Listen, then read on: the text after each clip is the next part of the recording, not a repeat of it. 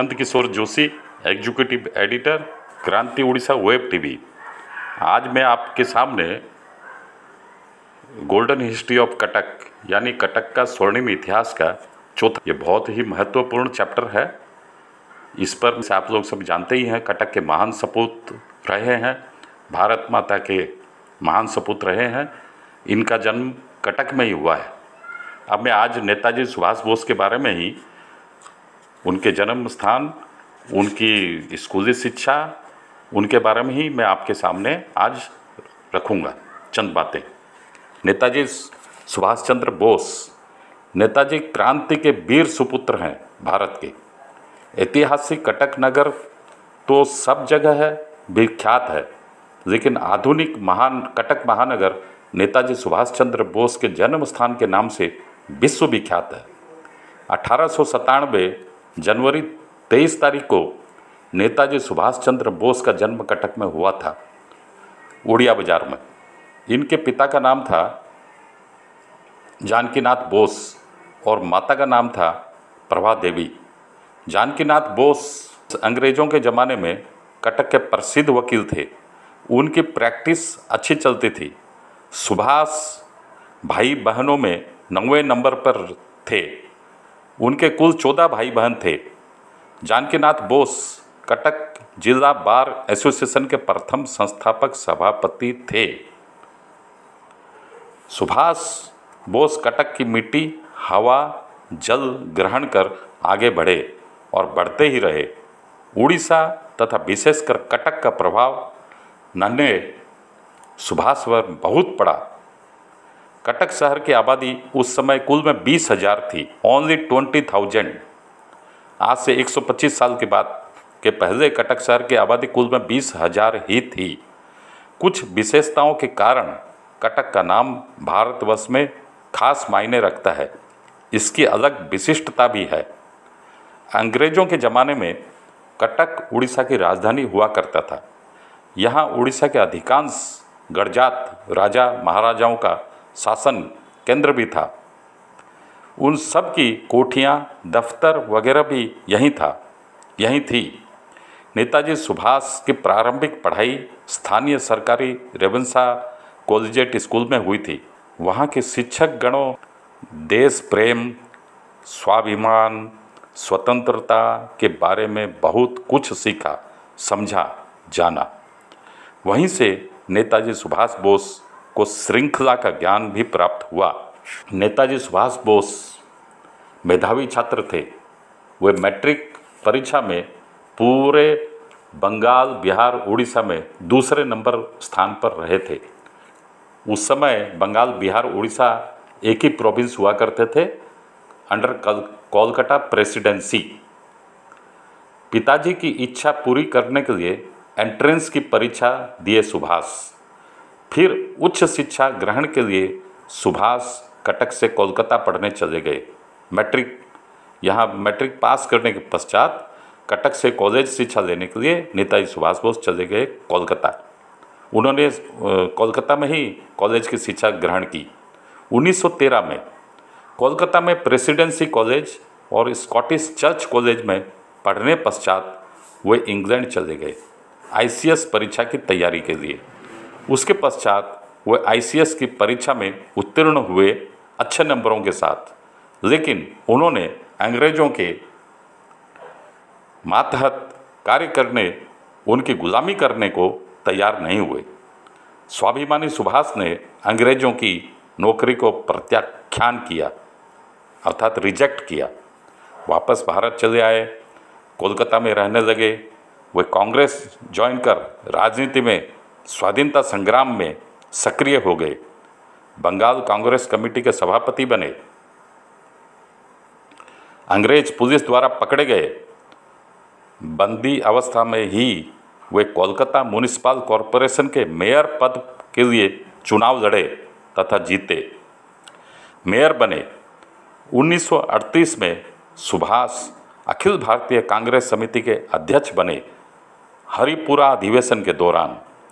इस बीच में अध्ययन, सांगठनिक व्यस्तताओं के बावजूद कटक उड़ीसा के साथ उनका संपर्क बना रहा बराबर लगातार। उत्कलमणि पंडित गोपबंधु दास कोलकाता में उड़िया श्रमिकों की समस्या को लेकर कई बार नेताजी सुभाष बोस के कोलकाता मकान पर उड़िया श्रमिकों के नेताओं को लेकर गए थे। हरीश पार्क मकान पर सुभाष बोस ने श्रमिक नेताओं का उचित मार्गदर्शन किया था। सारी बातें उड़िया भाषा में ही हुई थी। उत्कलमणि पंडित गोपबंधु दास को वे बहुत सम्मान देते थे।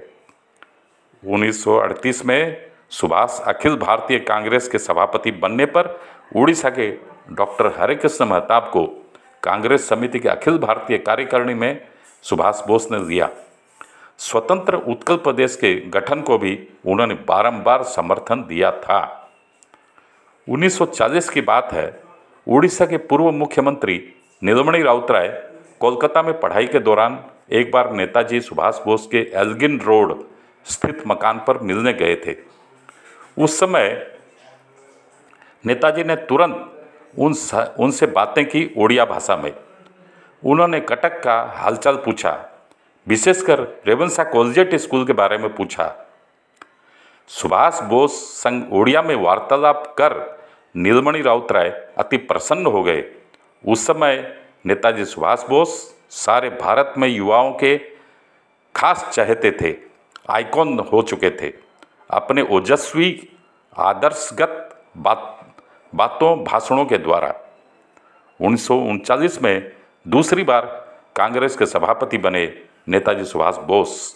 लेकिन स्वराज्य को लेकर गांधी जी से तीव्र मतभेद के कारण उन्होंने सभापति पद, कांग्रेस दोनों को छोड़ दिया। 1939 के जून 22 तारीख को उन्होंने अपनी अलग राजनीतिक पार्टी बनाई। नाम इसका था फॉरवर्ड ब्लॉक। उस फॉरवर्ड ब्लॉक उसी साल 1939 में वे 5 से 9 अगस्त में कटक उड़ीसा आए थे फॉरवर्ड ब्लॉक के सांगठनिक कार्य के लिए और अपने संगठन को विस्तार देने के लिए। 5 अगस्त की सुभाष को संबर्धना देने के लिए कटक रेलवे स्टेशन पर हजारों की संख्या में लोग उमड़ पड़े। सुबह सुबह पूरी एक्सप्रेस ट्रेन के समय नेताजी सुभाष बोस को रिसीव करने के लिए हजारों की संख्या में लोग कटक स्टेशन पर पहुंच गए थे। उस दौरे के दौरान नेताजी सुभाष बोस अपने प्रिय कॉलेजिएट स्कूल, म्युनिसिपल पड़िया, चौधरी बाजार तथा रेवंसा कॉलेज में भाषण दिए। अपनी प्रिय स्कूल रेवंसा कॉलेजिएट स्कूल तथा छात्रावास को भली भांति देखा उन्होंने। वे पुरी, खुर्दा, बरहमपुर, बालेश्वर इत्यादि शहरों में भी दौरा किए थे तथा उड़ीसा में एक फॉरवर्ड ब्लॉक की शाखा का गठन उस समय हुआ था। नेताजी सुभाष बोस ने उड़ीसा के बारे में कहा था कि मैं जिस उड़ीसा भूमि पर पैदा हुआ हूँ, बड़ा हुआ हूँ, उस मिट्टी से मेरा गहरा नाता हमेशा रहेगा। नेताजी सुभाष का मानना था कि सशस्त्र संग्राम से ही भारत को अंग्रेजों से आज़ाद कराया जा सकता है। स्वाधीनता संग्राम में रहने के कारण अंग्रेजों ने उन्हें 1940 में कैद किया था, गृहबंदी करके रखा था। लेकिन नेताजी वहाँ से अंग्रेजों को चकमा देकर निकल भागे। अफगानिस्तान होते हुए जर्मनी पहुँच गए तथा वहाँ उन्होंने जर्मनी के शासक हिटलर से मुलाकात की। यह 1941 का वाकया है। वहाँ उनकी हिटलर संग वार्ता उतनी सफल नहीं रही। तब वे वहाँ से जापान एक पानी के जहाज़ में बैठकर चले आए। उस समय दूसरा विश्व युद्ध चल रहा था।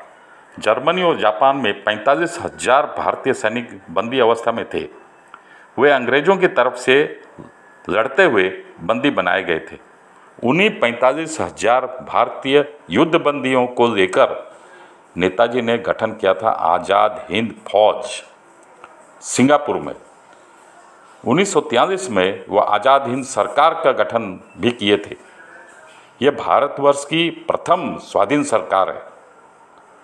1943 में इस आज़ाद हिंद सरकार को विश्व के 24 देशों ने स्वीकृति भी दी थी।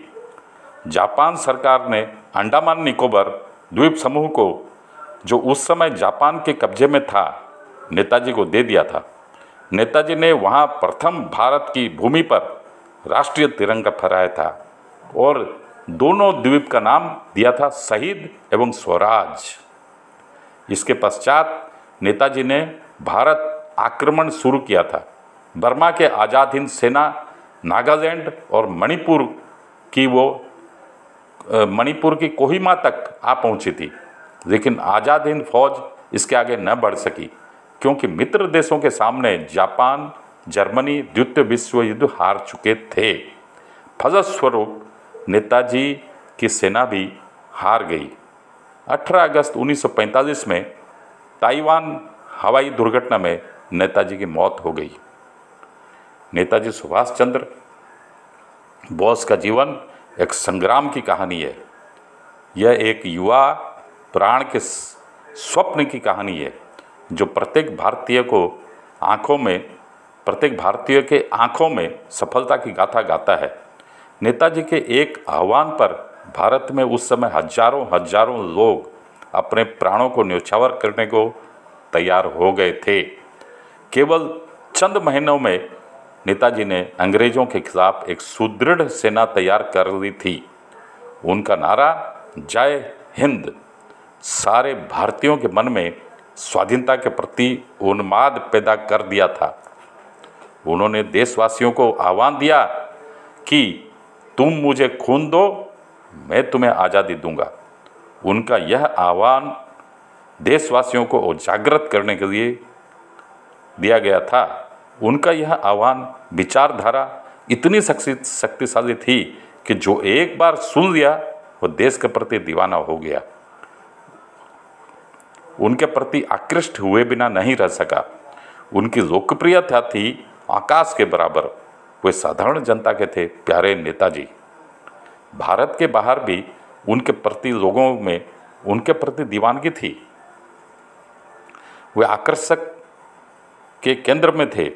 अनेक देशों के नेतागण ने नेताजी के आह्वान को समर्थन दिया था एवं सहयोग का हाथ भी बढ़ाए थे। इस सहयोग की बदौलत नेताजी ने गठन किया था आज़ाद हिंद फौज अंग्रेजों के खिलाफ। इसी आज़ाद हिंद फौज को उन्होंने निर्देश दिया था, दिल्ली चलो। 60,000 सैनिक मतलब 3 डिवीजन सैनिक आज़ाद हिंद फौज में शामिल थे और 26,000 सैनिक अंग्रेजों के खिलाफ लड़ते लड़ते शहीद हो गए थे। देश के खोए गौरव को हासिल करना था इस सेना का मुख्य उद्देश्य। नेताजी और उनकी सेना की हुंकार अंग्रेजों की नींद हराम कर दिए थे एवं अंत में उनको भारत छोड़ना ही पड़ा। नेताजी सुभाष बोस का कहना था कि सफलता हमेशा विफलता के ऊपर ही विराजमान होती है। यह था सुभाष बोस का चिंतन, मनन एवं आदर्श। उनकी इसी चिंतन को देशवासी सादर ग्रहण कर अपने हृदय में विराजमान कर रखे थे। जब 1939 में कांग्रेस और कम्युनिस्टों ने आज़ादी के लिए ढुलमुल रवैया अपनाया, सुभाष चंद्र बोस उस समय आज़ादी के सपनों को लेकर हिटलर, मुसोलिनी, ताजो एवं स्टालिन जैसे विश्व नेताओं के साथ संपर्क मित्रता कायम करने में सफल हुए। 1943 के 21 अक्टूबर को आज़ाद सरकार की उन्होंने स्थापना की। इसको विश्व के 9 राष्ट्रों ने मान्यता प्रदान की थी। इनमें शामिल हैं जर्मनी, जापान, इटली, आयरलैंड, चीन, कोरिया एवं फिलीपाइंस। जब भारत आज़ाद हुआ 15 अगस्त 1947 को, उस समय ब्रिटेन के प्रधानमंत्री थे क्लेमेंट एटली। 1956 में वही ब्रिटेन के प्रधानमंत्री जो उस समय थे, 1956 में वो एक बार भारत का दौरा करने आए थे, कोलकाता में आए थे। उस समय वे बंगाल के गवर्नर जस्टिस पीबी चक्रवर्ती के अतिथि थे। गवर्नर साहब ने एटली को पूछा कि आप लोग इतनी जल्दी भारत को आज़ाद कैसे कर दिए। उत्तर में उस समय के इंग्लैंड के प्रधानमंत्री एटली का कहना था कि भारत की आज़ाद हिंद फौज एक बड़ी फौज थी और ब्रिटिश फौजों में उस समय जो भारतीय फौजी थे उनकी निष्ठा भी आज़ाद हिंद फौज के करीब थी। हम लोगों को गुप्त सूचना मिली थी कि भारतीय ब्रिटिश फौजी की निष्ठता इंग्लैंड के प्रति कम हो गई है और उनका झुकाव नेताजी की आज़ाद हिंद फौज के साथ हो गया है। तब हम लोगों ने भारत को 15 अगस्त को आज़ाद कर दिया था। ए हिस्ट्री ऑफ बंगाल पुस्तक में यह बात लिखी हुई है, जिसका जस्टिस चक्रवर्ती ने प्रकाशक को चिट्ठी में लिखकर दिया है। अक्सर अपने सहयोगियों को नेताजी बुला करते थे, सफलता दूर हो सकती है लेकिन उसकी प्राप्ति जरूरी है। नेताजी बोलते थे, यदि मनुष्य के मन में प्रगाढ़ अनुरक्ति नहीं है तब वह कभी भी महान नहीं बन सकता। भारत में नेताजी को 11 बार जेल जाना पड़ा था। भारतीय नेतृत्व को विश्व मान्यता प्रदान कराने का सारा श्रेय नेताजी सुभाष को ही जाता है। गीता को हमेशा सुभाष चंद्र बोस अध्ययन किया करते थे। 5 जुलाई 1939 में सिंगापुर के टाउन हॉल के सामने आज़ाद हिंद फौज के सुप्रीम कमांडर के हिसाब से नेताजी ने फौज को संबोधित करते हुए कहा था, बिगुल बजाया था, दिल्ली चलो, कदम कदम बढ़ाए जा, खुशी के गीत गाए जा। इसी गीत के साथ शेर के चिन्ह का झंडा लिए हुए सिंगापुर से निकली थी आज़ाद हिंद फौज। उसी वर्ष यानी 1943 के अक्टूबर 21 को भारत की धरती अंडमान निकोबार पर सुभाष ने भारत की अस्थायी सरकार का गठन किया था। इस अस्थायी सरकार को अनेक देशों ने मंजूरी भी दी थी। इनकी कोशिश का नतीजा था कि भारत की मुख्य भूमि कोहिमा पर भारत का झंडा लहराया गया था। 12 तारीख को नेताजी की बेटी जो जर्मनी में रहती थी अनीता बोस और नेताजी का भतीजे प्रदीप बोस का कटक आगमन हुआ था। शेख बाजार दुर्गा घर के पास धीरेन्द्र नाथ सूर के घर में पहुंचे थे अनीता और प्रदीप बोस। धीरेन्द्र नाथ उस समय उड़ीसा के प्रसिद्ध बिल्डर थे। नेताजी के पिताजी जानकी नाथ बोस धीरेन्द्र नाथ के वकील भी थे। उस दृष्टि से दोनों परिवारों में दोस्ताना संपर्क था। उस समय नेताजी की बेटी अनीता को संबलपुरी साड़ी सूर परिवार की 2 महिलाओं ने पहनाई थी। वहाँ भोजन पश्चात गपशप पश्चात दोनों उसी रात्रि पूरी हावड़ा एक्सप्रेस से कोलकाता वापस चले गए थे कटक से। नेताजी की एक और खासियत भी थी कि इन्होंने विश्व की प्रथम महिला सेना का गठन किया था। इस महिला रेजिमेंट का नाम नेताजी ने दिया था रानी झांसी रेजिमेंट। लक्ष्मी सहगल थी इस रेजिमेंट के प्रथम कैप्टन। इसमें 2 विभाग थे, मिलिट्री एवं फेब्रिलिटी। कठिन प्रशिक्षण के बाद ही महिलाएं इसमें शामिल होती थी। सभी ने खाकी वर्दी पहनी थी। छोटे उनके केस थे, रैंक के हिसाब से उनके कंधों पर बैज लगाए जाते थे। Thank you, have a good day.